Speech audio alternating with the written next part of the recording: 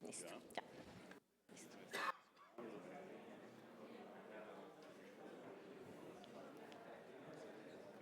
¿Comencemos? ¿Ya? ¿Sí? ¿Podemos arrancar? Sí. Listo.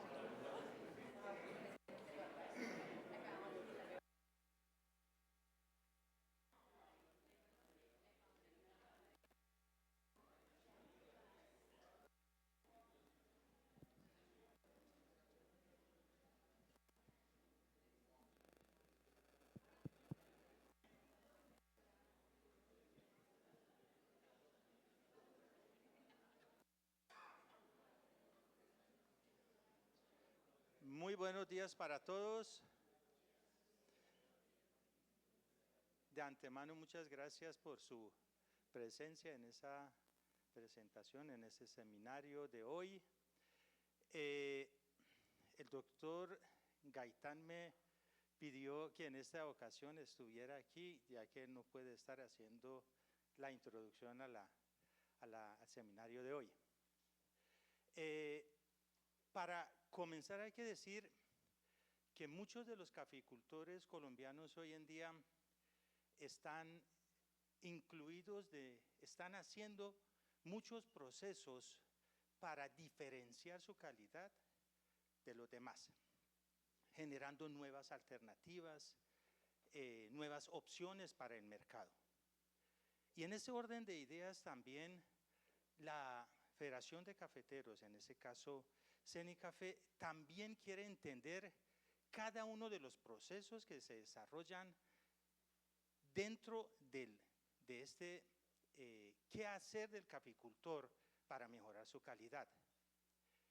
Entonces, dentro de la estrategia de más agronomía, más productividad, también está la estrategia de más calidad desde hace unos años como implícito dentro de qué hacer de nosotros, a pesar de que siempre había venido trabajando. Y en este mismo orden, CENICAFE hoy en día cuenta con un equipo sólido en la disciplina de calidad, formado por diferentes investigadores que apoyan todos esos procesos. Y la disciplina de calidad hoy en día está liderada por nuestra compañera, ¿cómo es que se llama usted? Valentina Osorio Pérez. Valentina, en ese caso, es ingeniera de alimentos de la Universidad de Caldas, con especialización en gerencia de proyectos de AFIT y doctora en ingeniería de la Universidad de Caldas, con certificación de Q-Grader, EQ Processing y Q Expert. Y es la líder de la disciplina de suelos. De calidad, no. De suelos no tengo idea. ¿Cómo es? Listo. Muy bien.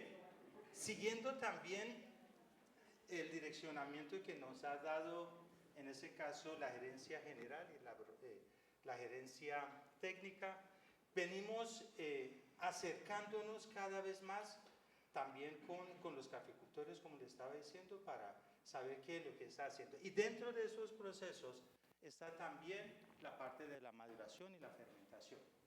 Y en este orden de ideas, la presentación de la doctora Osorio hoy, titulado Impacto de la madurez de frutos en las fermentaciones prolongadas del mucílago de café. Muchas gracias, doctor Chávez. Bueno, muy buenos días para todos. Como les dijo el doctor, a los que no me conocen, mi nombre es Valentina, soy investigadora de la disciplina de calidad y les agradezco a ustedes por el tiempo de tomarse, de venir de manera presencial y acompañarnos a mostrarles estos resultados de las investigaciones que realizamos en café. Como les decía, el día de hoy vamos a trabajar el seminario de la madurez del fruto en las fermentaciones prolongadas del mucílago de café. En este orden de ideas, pues vamos a trabajar básicamente tres temáticas. La primera, para mí es imposible empezar la presentación de la disciplina de calidad sin hablar de calidad. Entonces, lo primero que yo hago siempre es hablar de calidad y tener unos conceptos básicos con respecto al tema. La temática que vamos a trabajar va a estar asociada a los estados de madurez Y una tercera temática va a estar asociada al proceso de fermentación. En las temáticas 2 y 3 vamos a mostrar los resultados de investigación que hemos realizado en estas dos etapas del proceso productivo. Para empezar, pues vamos a hablar de calidad. Como lo decía el doctor Chávez, desde muchos años, desde la visión, desde que se creó la Federación Nacional de Cafeteros, se ha intentado lograr del café colombiano. ¿Cómo se logra la diferenciación del café? Podemos lograr muchas vías. Una puede estar asociada a la variedad, puede estar asociada esa diferenciación al origen. Recordemos que cuando empezaron los cafés especiales hace muchísimos años, se hablaban de cafés de finca, cafés de diferentes regiones o de zonas específicas. Hoy en día esta diferenciación por origen ha estado muy asociada a las denominaciones de origen que tenemos actualmente en el país. También esta diferenciación puede estar asociada a un criterio de sostenibilidad, un sello de un café especial, unos códigos de conducta, o sea, con un ambiental, un énfasis más social, un énfasis económico. Puedo trabajar una diferenciación por proceso, puedo procesar el café vía seca, puedo procesar el café vía húmeda o vía semiseca para tener los que den cafés lavados, honey o naturales. También puedo diferenciarme por calidad, no solamente por un perfil sensorial definido, puede ser por un café que requiera una cantidad de defectos en la masa de café o también requiera una granulometría específica, una mayor proporción de granos supremos o de granos UGQ. Independiente de la vía o la forma que yo busque diferenciarme, o yo puedo tener uno o varias unión de estas vías, esto debe tener como base ¿qué? Calidad. Pero, hombre, ¿de dónde viene la calidad? La calidad no es el resultado de un solo factor. Esto es muy importante que nos quede muy claro. La calidad depende de la sumatoria de muchísimos factores. ¿Y comienza ¿dónde? En la variedad. Escojo la especie, la variedad. ¿Dónde se está desarrollando el cultivo de café? Esto es muy importante porque estos factores ambientales son los que nos dicen cómo se va a formar el fruto, cómo va a estar en la planta y todas esas condiciones de suelo, que no soy experta, de clima, nos definen cómo va a desarrollarse el fruto. Tenemos también el sistema de producción dado por el caficultor. Los cafés jóvenes tienen una mejor calidad que aquellos que ya tienen una edad mucho más avanzada.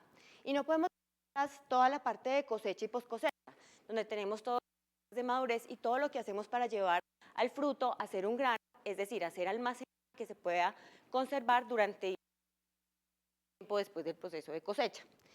En toda esta etapa que ustedes ven aquí, que es la raya, la flecha que ustedes ven acá, aquí es donde consolidamos la calidad.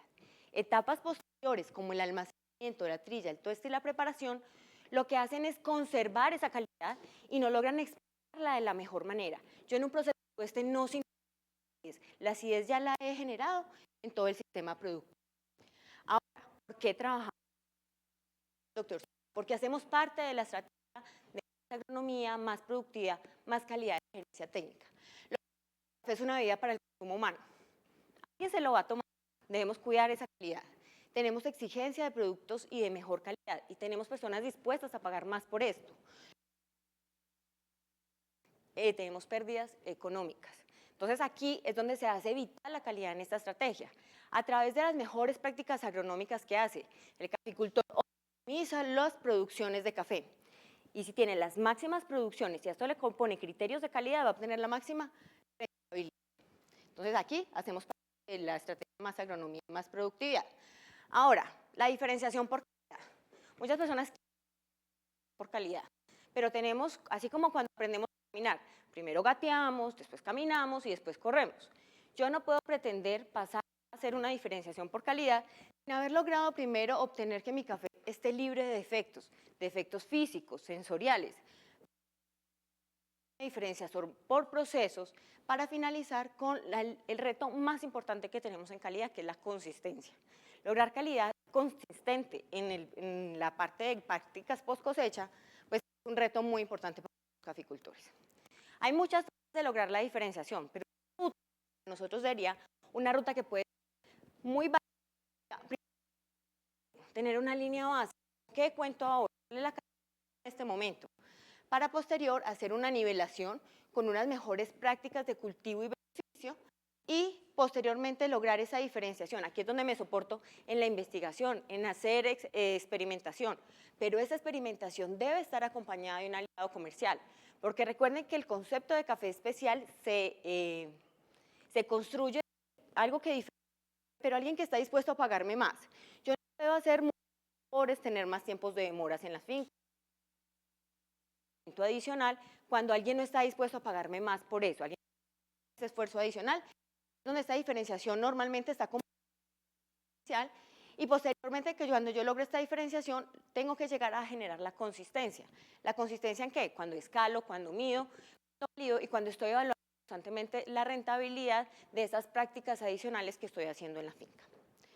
Ahora, recordemos que en Colombia trabajamos tradicionalmente el procesamiento vía húmeda, que tiene 5 etapas claves. 1, la cosecha, el despulpado, la remoción del mucílago, el lavado y el secado. Cada una de estas etapas, como ustedes lo ven acá, tiene unas recomendaciones generales y básicas para nuestros caficultores. Recolectar sin café 100% maduro, realizar clasificaciones en el proceso, remover el mucílago, vía puede ser espontánea o vía desmucilaginado mecánico. Cuando lo hacemos vía espontánea, nosotros recomendamos el uso de fermaestro, recomendamos no mezclar cafés de diferentes días. En el proceso de lavado, trabajar con agua limpia y asegurar que el mucílago esté completamente degradado antes de entrar en ese proceso. Y finalizar el secado, donde aseguramos rangos de humedad del 10 al 12%, evitando interrupciones de este proceso de secado. Cuando tenemos estas 5 etapas, estas son las 5 etapas para el procesamiento del café, salieron que la disciplina de post cosecha generó una estrategia para darle soporte al gerente de más calidad de la gerencia técnica, que son de esas 5 etapas generó unas 7 prácticas claves para el procesamiento de cafés suaves lavados a partir del beneficio 1. Dirán, ¿por qué es tan importante y por qué entonces todos tienen que investigar en post cosecha? ¿Por qué tantas investigaciones en este sentido? Casi el 85% de los defectos, tanto físicos como sensoriales en la bebida, se generan en la post cosecha. Es así como si yo empiezo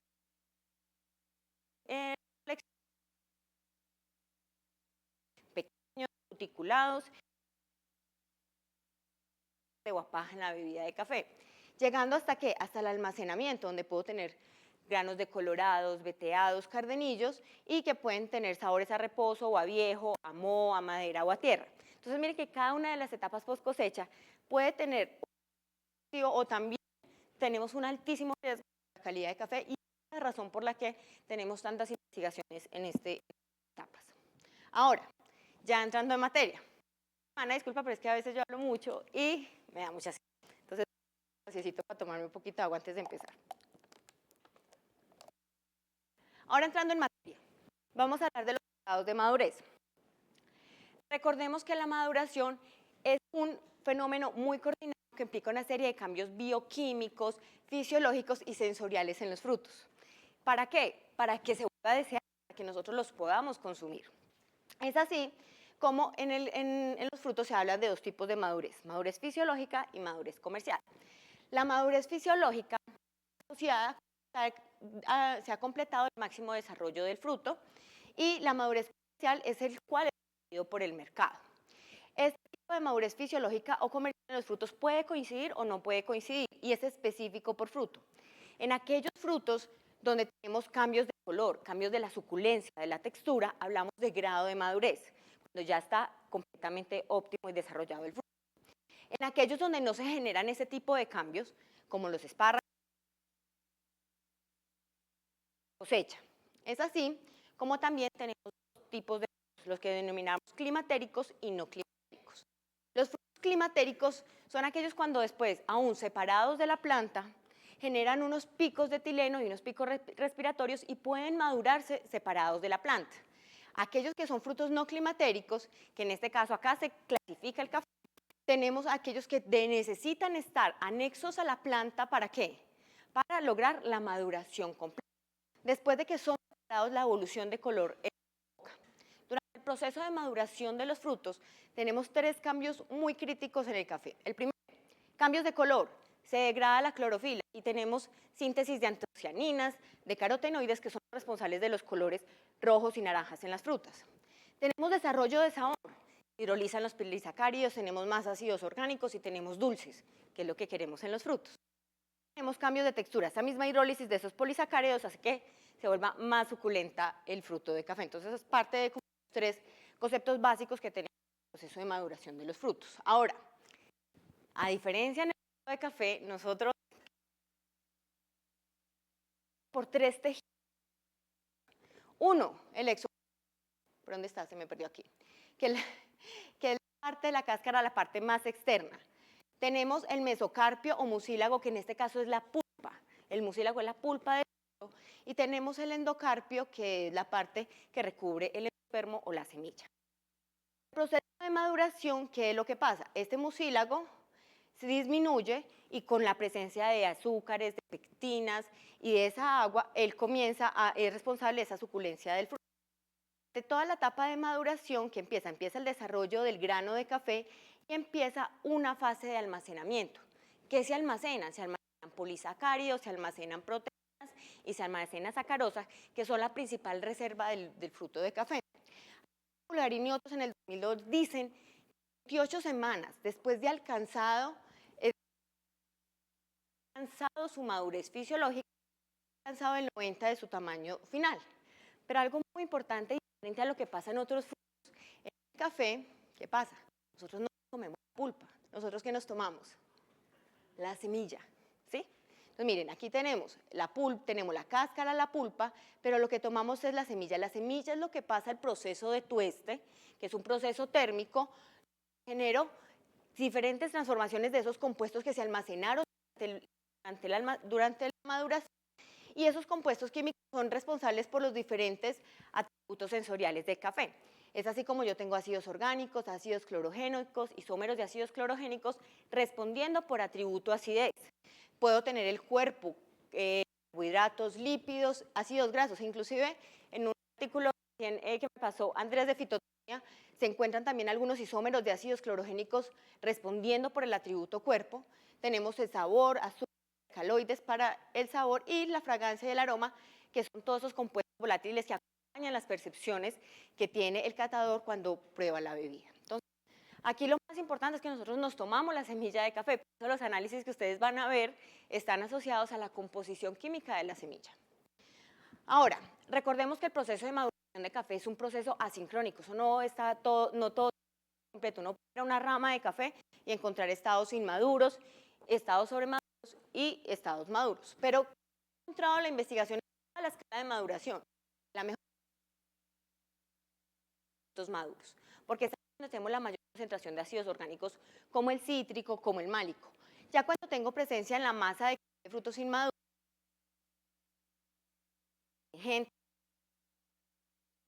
especialmente a la presencia de frutos secos, tenemos sabores a fermento y a moho.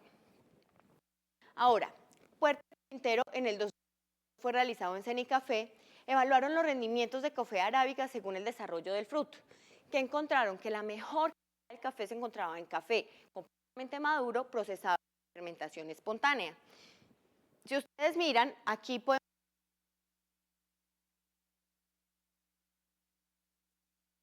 tenemos un porcentaje en el café sin seleccionar aproximadamente 62%. ¿Dónde encontraron la peor calidad? La encontraron en los frutos pintones, porque en estos frutos pintones cuando se despulpan, la pulpa va a dar la masa que se va a fermentar y esto genera un pesado, acidez y aroma desagradable. Entonces esa cáscara que va adherida del fruto pintón a la masa que se va a fermentar es la que tiene un efecto negativo al final en la bebida de café. Martínez, ¿qué hicieron? Hicieron composiciones de frutos maduros, sobremaduros, verdes y los unieron todos. ¿Y qué trabajaron? Concentraciones de maduro desde el 100% hasta el 60%. En estos tratamientos M1, M2 y M3, 84 puntos, o sea, no encontraron mayor cantidad de diferencias. Pero controles que el café, como venía de las fincas que tenían estos contenidos de maduración, encontraron porcentajes de maduración desde el 30 al 52, que fueron como los dos extremos, el máximo. Y encontraron que esta calidad de estos controles afectaban más que por la cantidad de frutos maduros, por la cantidad de frutos verdes que tenía la masa de café. Y esto es coincidente también, hemos trabajado en Cenicafé, porcentaje verdes no debe ser mayor al 2.5. Aquí, en otra trabajamos, Koshiro y otros en el 2007 trabajaron los síntesis de ácidos en diferentes estados de madurez en Coffea arábica y en Coffea canephora. ¿Qué encontraron? Que estos ácidos clorogénicos totales van aumentando a medida que va aumentando la estada de maduración y encontrando valores en la semilla para Coffea arábica de 13 en un estado 5, en el estado más avanzado de madurez, valores de 13,6, mientras que para Coffea canephora encontraron mayores valores con 16,9. Dentro de esta composición de ácidos clorogénicos, encontramos que el ácido clorogénico abundante es el 5-CQA, que representa del 50 al 60% para arábiga, pero que representa para canéfora del 40 al 50% de la familia total de los ácidos clorogénicos totales. Pero ojo, este 5-CQA, este isómero, disminuye en la fermentación, mientras otros como el 3-CQA aumenta durante el proceso de maduración.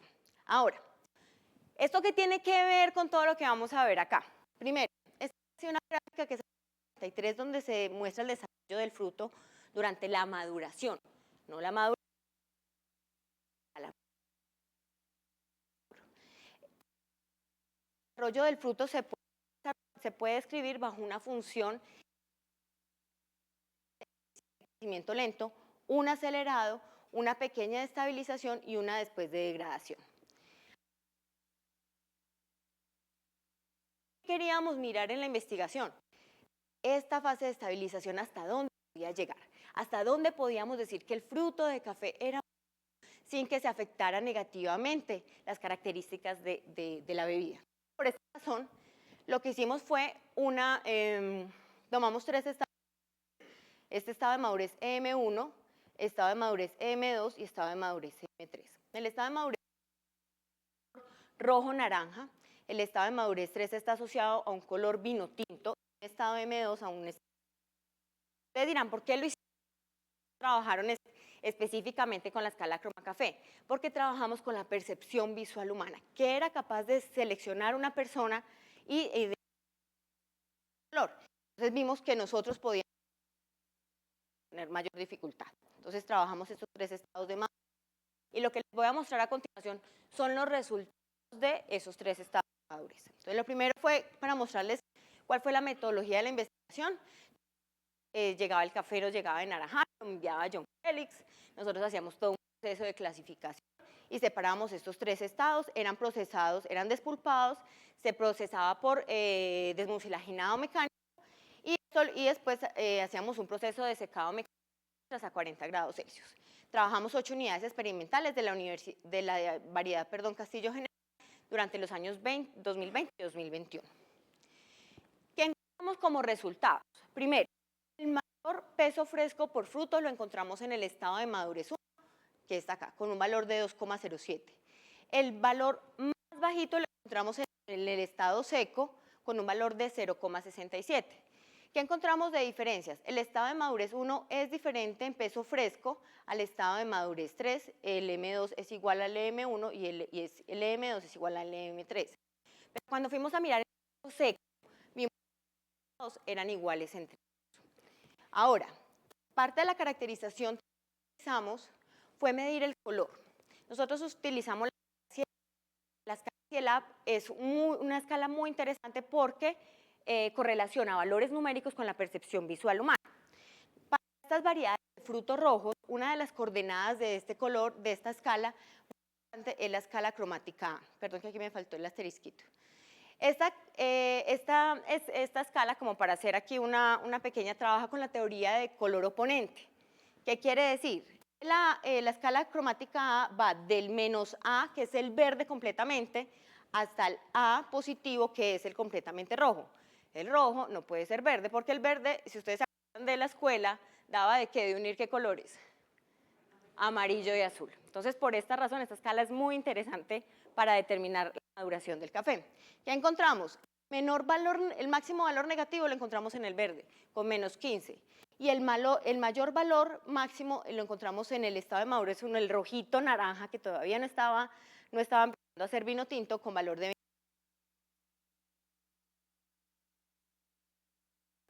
Duncan al 5%. Algo también muy interesante de diferencias entre café contenido de mucílago. Vimos que el estado de madurez 1 tiene un 15% de mucílago en comparación a un 10% que podemos tener en el estado de madurez 3, esto con respecto a la composición del fruto general. Ahora, ustedes van a decir, listo, eso es el fruto, pero ¿qué pasa con la semilla? Con la semilla, los ácidos orgánicos no nos presentaron efectos por los de madurez. Se siguen consolidando el ácido cítrico, el ácido químico, el ácido málico y el ácido acético como los principales ácidos que constituyen la semilla de café.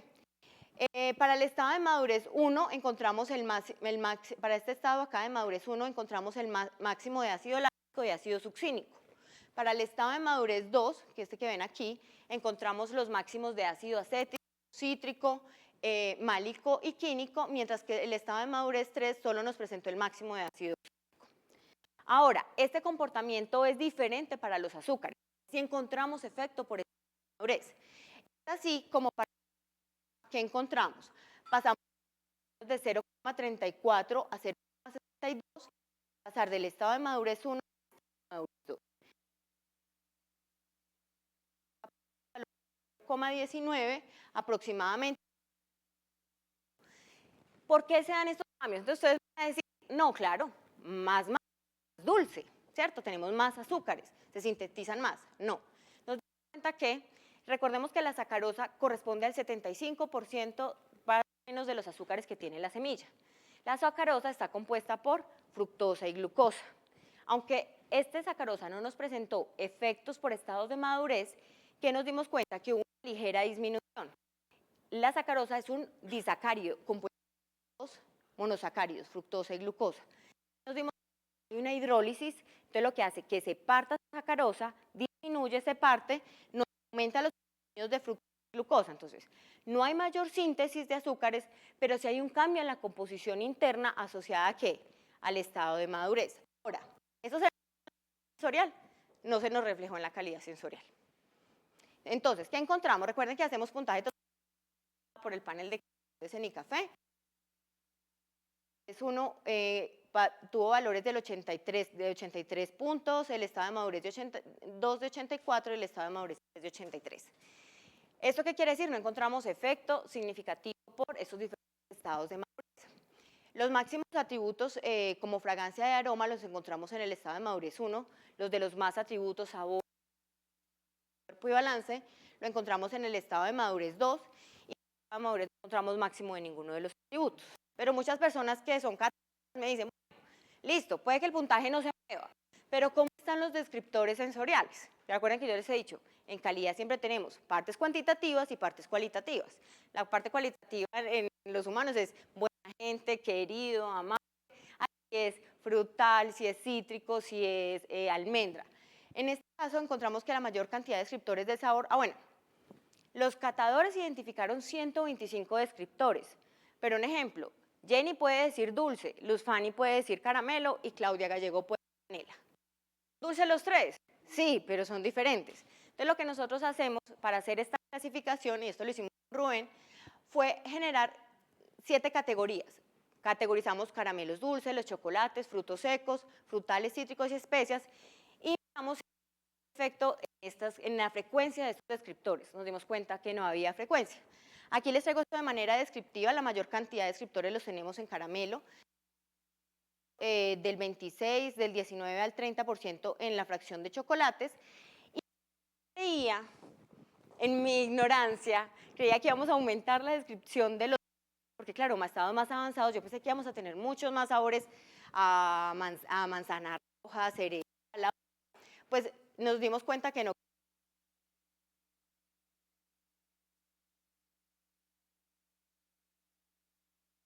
De madurez con el 8%. Para finalizar, bueno, ¿cómo se está comportando toda esta calidad sensorial con los compuestos químicos que estamos trabajando? ¿Qué nos dimos cuenta? Entonces metí una correlación de coeficiente de Pearson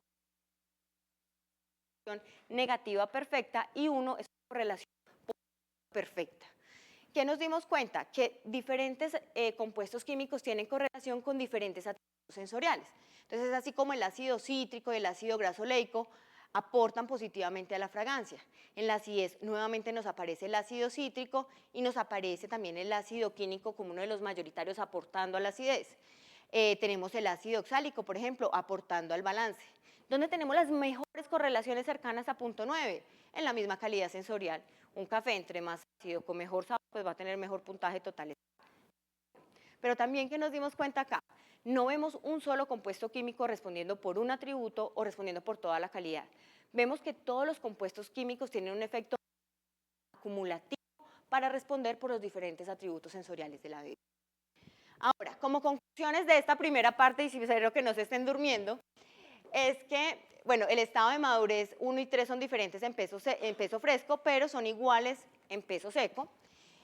Como estos tres estados de madurez no nos generaron diferencias en la mayoría de los compuestos químicos evaluados, ni en la fracción lipídica, ni en los ácidos clorogénicos, y sí nos presentaron diferencias. Cambiar la calidad sensorial. ¿Qué nos quiere decir esto? Que los estados de madurez 3 no pueden ser considerados sobremaduros, porque sobremaduros ya le da una calificación negativa al fruto. Es un estado de madurez avanzado. ¿Listo? ¿Podemos trabajar con estados de madurez avanzados en café? La respuesta es sí. Listo. Vamos para la tercera parte, fermentación. Voy a tomar agua.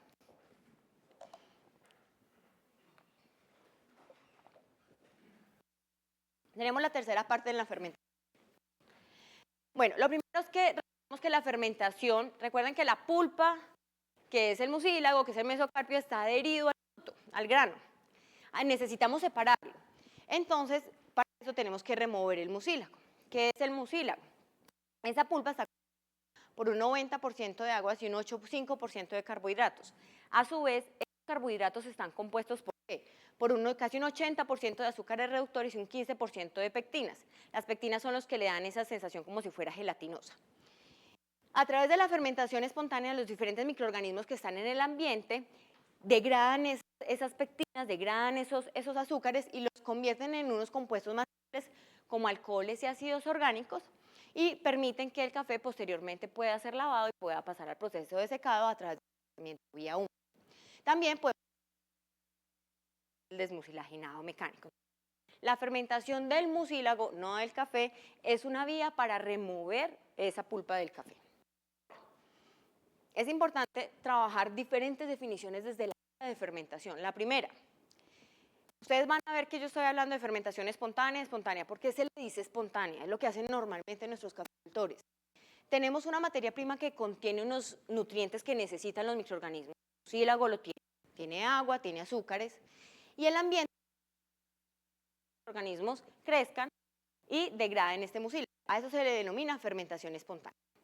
Cuando yo ya trabajo con inoculación, yo ya tengo un objetivo, un microorganismo objetivo que me va a generar cambios.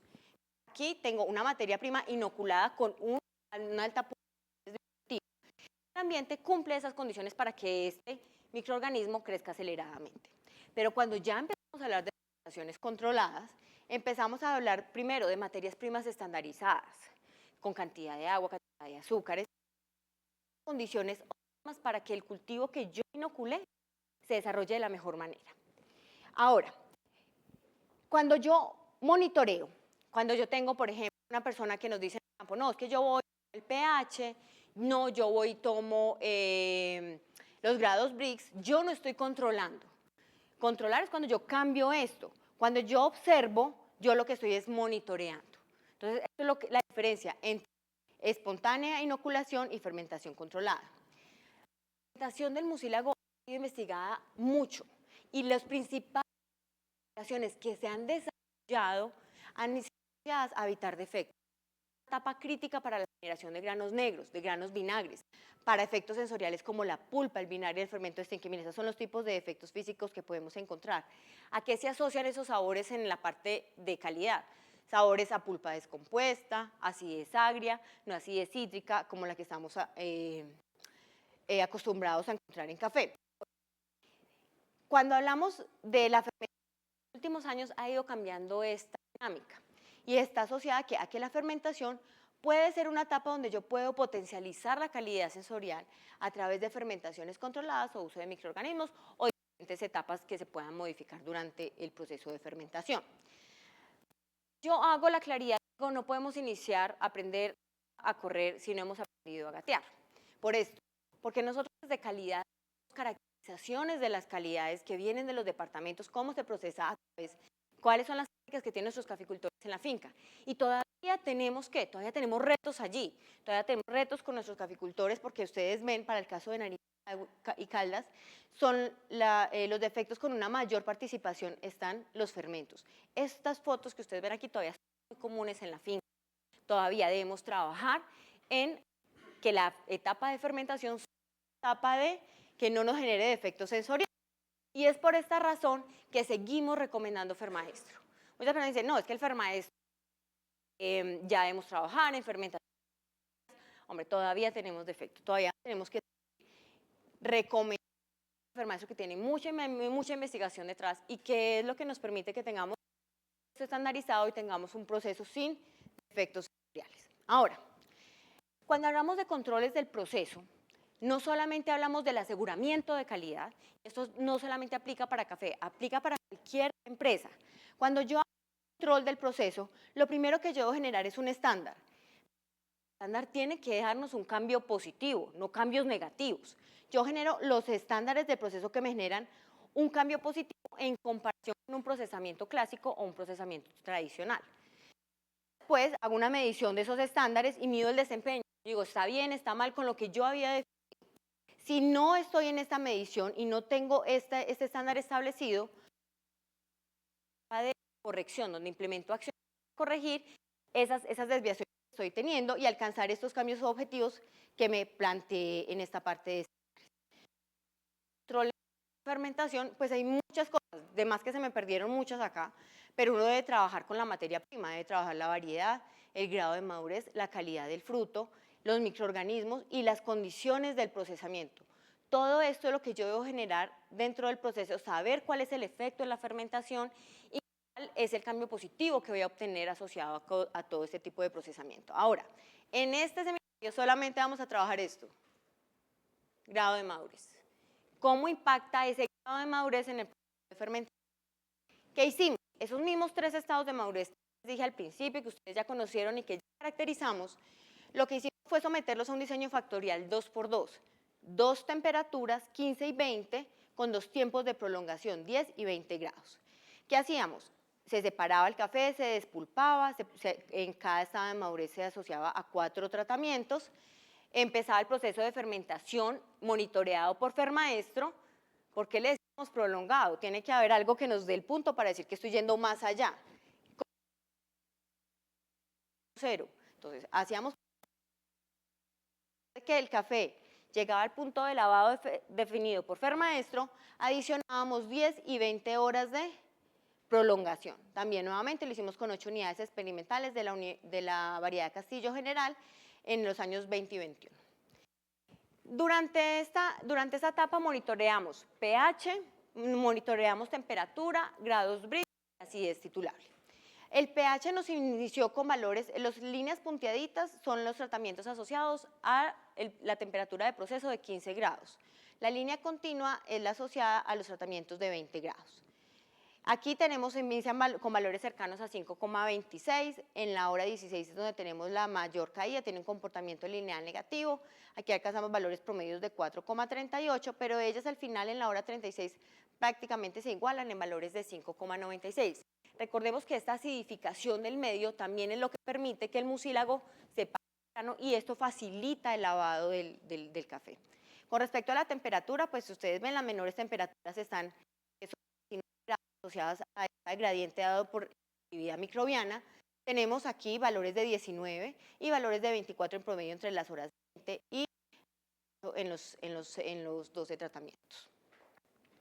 Ya con los grados Brix, pues tenemos un comportamiento diferente, tenemos valores iniciales de 10,30, incrementan inmediatamente en la hora 4 y después finalizan entre valores de 15 y 17 grados Brix durante el proceso de fermentación, o sea, tienen un comportamiento relativamente estable.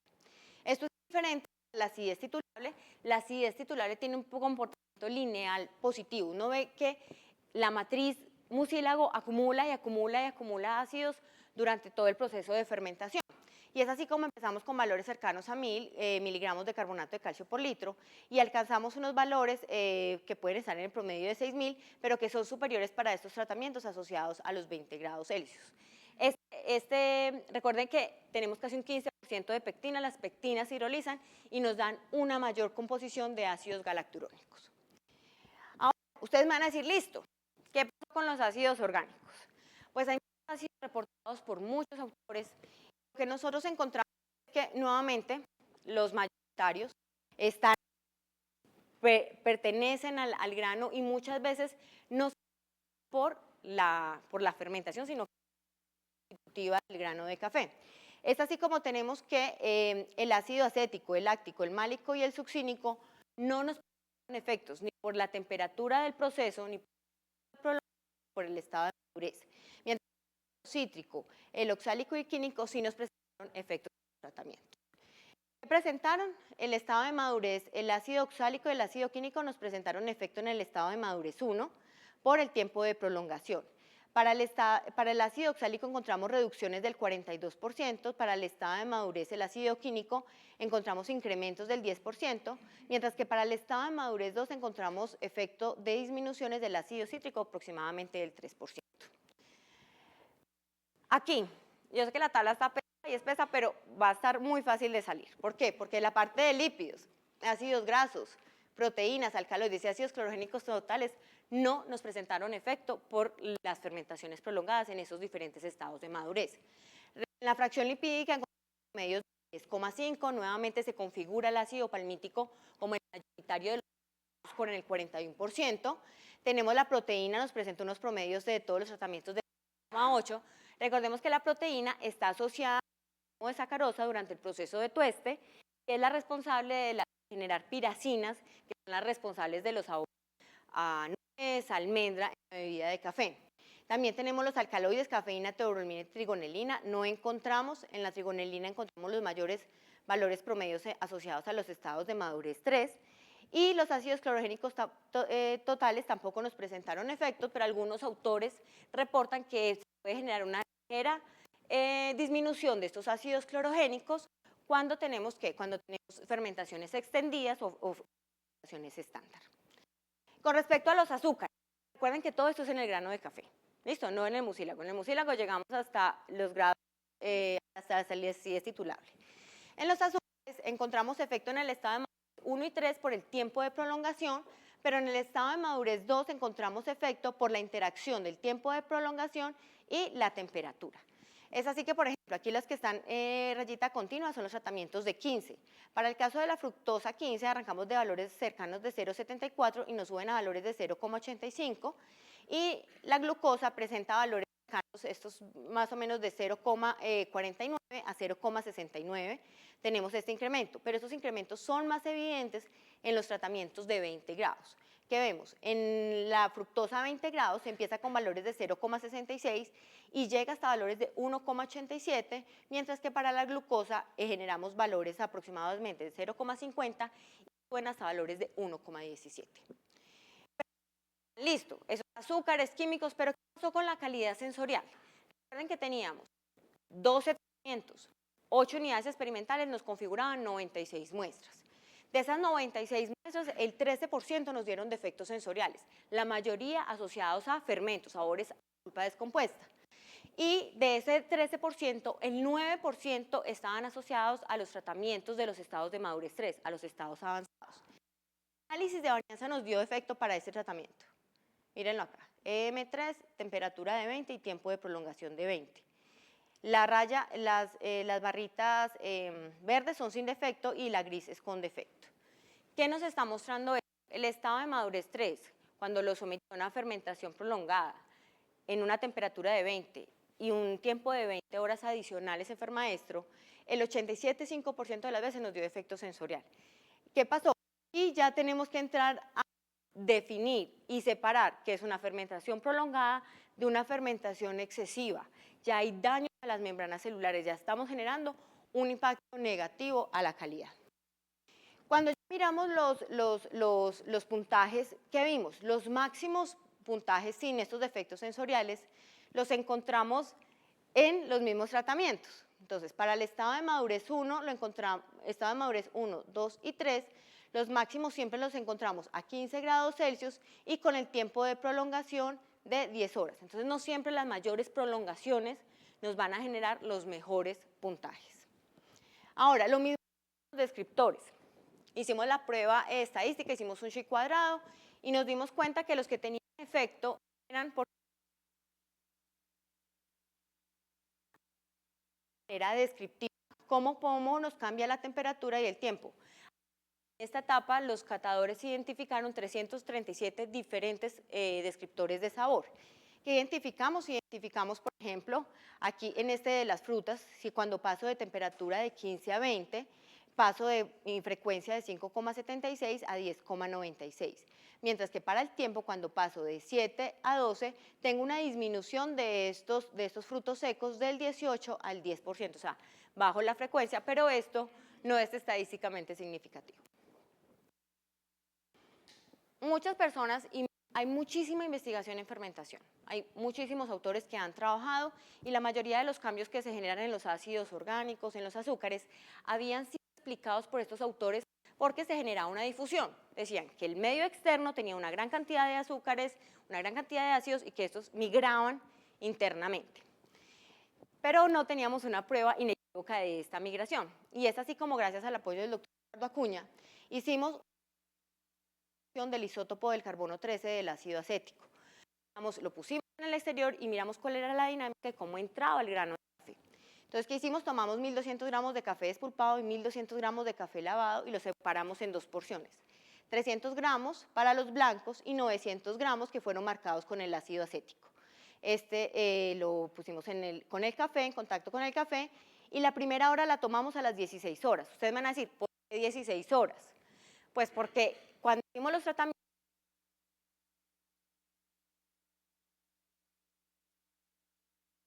16 horas. Adicionamos las 10 y las 20 horas que habíamos trabajado en los tratamientos, o sea que tomamos muestras a las 26 y a las 36 horas y llegamos a las 48 horas. Después de tomadas estas muestras fueron enviadas a un espectrómetro de relaciones isotrópicas. Lo que mira esto es si eso que nosotros dijimos que ese carbono 13 sí estaba dentro en el grano.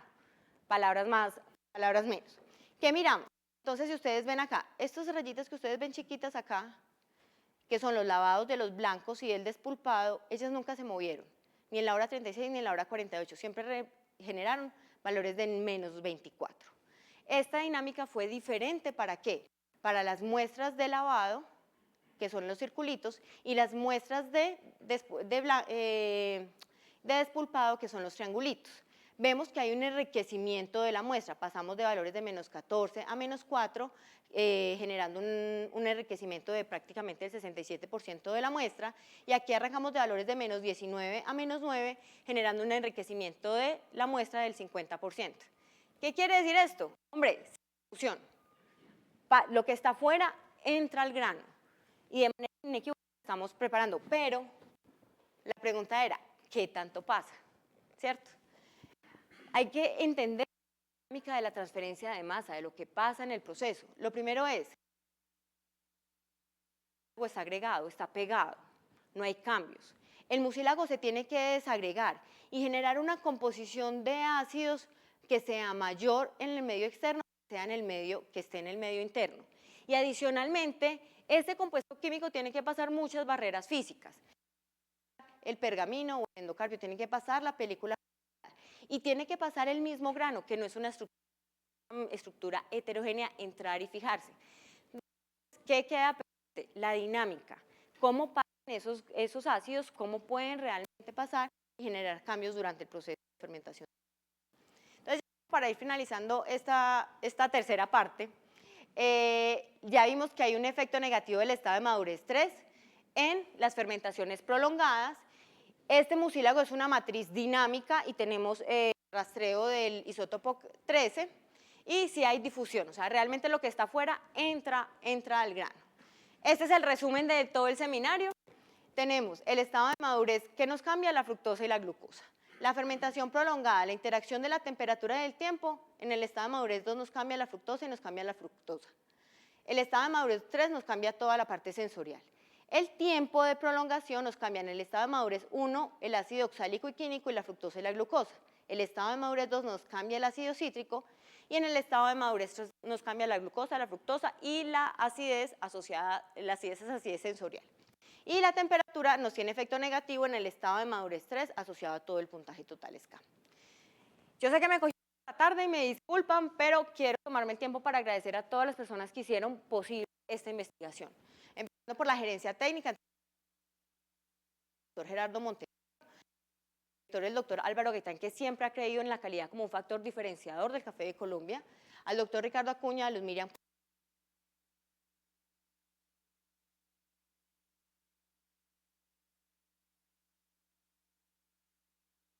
a Víctor, que ellos se trasnocharon y muestras y que fueron importantísimos en este desarrollo de esta investigación, al equipo de biometría, a Esther Cecilia, a Rubén y a Luis Carlos, también a Farid, a Carlos Gonzalo, a John Félix y a Farid, que siempre estuvieron pendientes en todos los requerimientos que necesitamos para desarrollar esta investigación, que necesitamos bastante café. También desde la parte administrativa a Pablo Arias, a Ángela Jaramillo y a Paula Salgado, de divulgación a Sandra, a Carmen Sabacas y a Jair Montoya, que nos con la divulgación de esta información, y de People Company a Luis Gonzalo Arias. También a diferentes personas que acompañaron este proceso, de la Universidad de Caldas, la doctora Cristina, Luis Jerónimo y Oscar Julián. De la SCA tenemos el acompañamiento muy especial del doctor Mario Roberto Fernández, que es el director técnico de la SCA. De la Universidad Javeriana, el doctor Andrés Gil, de la Universidad de Carolina del Norte, al doctor Gabriel Harris. Y ya para finalizar, recordarles nuevamente, hacemos parte de la estrategia más economía, más productividad, más calidad, y recordarles que la calidad se logra en el cultivo, se conserva en el beneficio y finalmente se refleja en la tasa. Muchas gracias.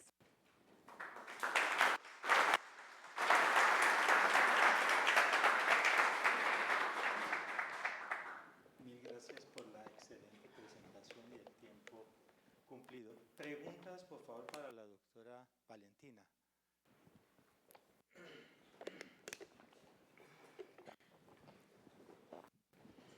Valentina, muchas gracias, aprendí mucho.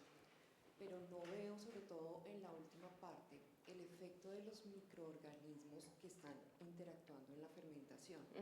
Tú hablas del ácido acético y dices que el ácido acético sale de la semilla, pero pues las bacterias, bacterias lácticas, bacterias acéticas, producen también esos ácidos. Sí, entonces eso, ¿cómo lo combinas con lo que nos estás mostrando? Bueno. Nosotros realmente en las 8 unidades experimentales no hicimos caracterización microbiana. Nosotros lo hicimos solamente en 3 y solamente generamos un conteo de grandes familias. Hicimos moho levaduras, hicimos bacterias mesófilas, hicimos ácido lácticas. ¿Qué pasa? ¿Qué encontramos en la dinámica? Por ejemplo, el ácido acético, eso nos sacaría otro seminario porque aquí solamente mostramos el efecto al final del tratamiento, pero también hicimos todo el proceso de la dinámica, cómo se generaban los ácidos afuera y adentro durante el proceso de fermentación prolongada. Entonces, por ejemplo, ácido acético, leuconostoc, encontramos que en la mayoría del ácido acético se encuentra hacia las 12 primeras horas del proceso de fermentación y ella después empieza a bajar. Entonces, y esto coincide con lo reportado por algunos autores como, si no estoy mal, creo que fue Oliveira. Entonces reportan una mayor concentración de este tipo de bacterias, como el medio se acidifica, después empiezan lactobacillus. Después, ¿qué encontramos? Lactobacillus, después de que termina ácido acético, empieza a crecer la concentración y esa sí es lineal. Entonces, lo que es ácido láctico, ácido tartárico y ácido acético, el ácido acético depende del tiempo de fermentación, láctico y tartárico dependen del tiempo de fermentación, mientras que, por ejemplo, el cítrico, el químico, esos no se nos mueven. Si uno ve las concentraciones, por ejemplo, de ácido cítrico en el mucílago y en el café, en el mucílago son del orden de 0,50 gramos por litro, mientras que en el grano son de 9,40 más o menos. Entonces ahí sí hay una diferencia entre los diferentes microorganismos.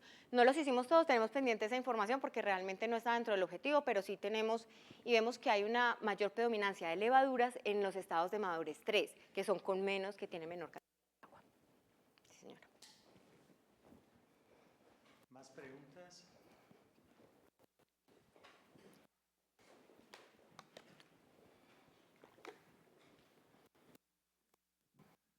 Valentina, gracias por el seminario, excelente información. Muchas gracias. Yo voy a hacer dos preguntas que sé que no están muy relacionadas con el tema, pero a mí sí me llama la atención algo, porque aquí me queda claro el tema de la madurez. De pronto no hay tanta diferenciación. ¿Qué tanto pesa la variedad y la altura sobre el nivel del mar en el sistema productivo para diferenciar la calidad del café? Bueno, la altitud ha sido como uno de los temas más contradictorios en calidad. Uno encuentra muchos autores que dicen no hay diferencia en calidad por la altitud y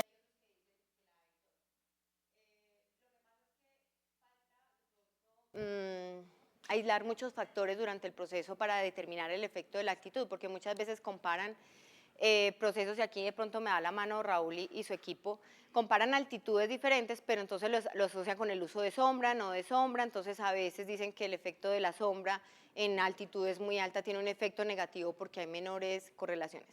Lo que sí puede pasar es que cuando yo tengo unos frutos, y nosotros lo hemos encontrado, en unas áreas de menor precipitación, mayor calor, hay una incidencia en la síntesis de estos azúcares. Puede que los procesos de maduración sean un poco más rápidos, pero no podemos llegar a decir que tiene un efecto en calidad. ¿Qué hemos encontrado? Efecto negativo asociado, por ejemplo, a contenidos de broca en la altitud, esa ya la tenemos clara. Menores altitudes, mayores temperaturas, menores precipitaciones, mayor broca, y esta broca sí tiene un efecto negativo en la calidad, no solo en la almendra que dañan, sino en la que está acompañando, hace un cambio en los ácidos grasos que tiene ese grano, y entonces tiene un efecto negativo. Entonces, ahí sí, madurez, pues la madurez siempre va a ser muy, digamos, en el caso de nosotros, siempre va a ser muy visual, y actualmente, gracias al apoyo del Comité de Investigación, estamos trabajando mirando si esa madurez fisiológica del café, hasta dónde puede llegar hacia la madurez comercial. Eso estamos midiéndolo ahora. Entonces, la altitud todavía tenemos un espacio para trabajar porque hay visiones muy diferentes de la altitud para la calidad. Bueno, la variedad, pues aquí es buenísimo porque es de variedad de fruto rojo. Parte del ejercicio de lo que se hizo el cambio, ustedes no sé si recuerdan hace muchos años cuáles eran las variedades de fruto amarillo o esas que ahora dicen que son rosados, es muy difícil ver el cambio. A veces es duro ver, yo no sé si ustedes han seleccionado café, pues nosotros a veces cuando estamos seleccionando café, nos dice, uy, qué fruto tan bonito, y está rojito, y usted lo voltea por el otro lado, está verde. Entonces dice, venga, eso es un pintón, eso está maduro, no está maduro. Las variedades de fruto rojo permiten una mejor visualización de ese estado de madurez y llegar a esa madurez comercial que nosotros necesitamos para que el café realmente se exprese durante el proceso de tueste. Eso es diferente para las variedades de fruto amarillo, esas que es muy difícil ver dónde hemos alcanzado completamente el estado de madurez. Uno de los mitos que teníamos con Castillo era que tenía que recogerse uva. Si no se recogía uva, no servía. ¿Cierto? Eso es parte como de los mitos que nos toca ir quitando, y es la calidad del café rojo naranja de un Castillo es igual al uva, ¿cierto? Porque decían que si no se recolectaba completamente uva, no daba la calidad que tenía. Aquí estamos mostrando que es la misma calidad para los 3 estados de madurez, y lo que tenemos que asegurar es trabajar con café 100% maduro. Listo. ¿Más preguntas? Yo hago una pregunta relacionada con lo que comentaba Carlos Gonzalo. Si yo tengo frutos de diferentes variedades que tienen tamaño de pulpa diferente, o tamaño de grano diferente, uno podría esperar, en este caso, dentro del proceso de fermentación, ¿hubiera alguna diferencia? ¿Variedades muy contrastantes? Pues lo que tendríamos que mirar sería el contenido que sería más asociado como al contenido de mucílago y la composición del mucílago. Por eso yo decía, cuando uno ya tiene procesos muy controlados, uno debería finalmente caracterizar el mucílago de cada una de las variedades, porque puede ser diferente. Entonces podríamos tener un desarrollo diferencial de la fermentación asociado, mire, un estado de madurez 3, ya encontramos diferencias hasta del 5% de mucílago. Y esto fue lo que nos dio diferencias para que finalmente en ese estado de madurez encontráramos defectos en el café. Entonces, uno sí debería, si uno quiere realizar un real control del proceso, sí debería caracterizar la materia prima con la que va a entrar al proceso de fermentación. Muy bien, agradecemos a la doctora Valentina.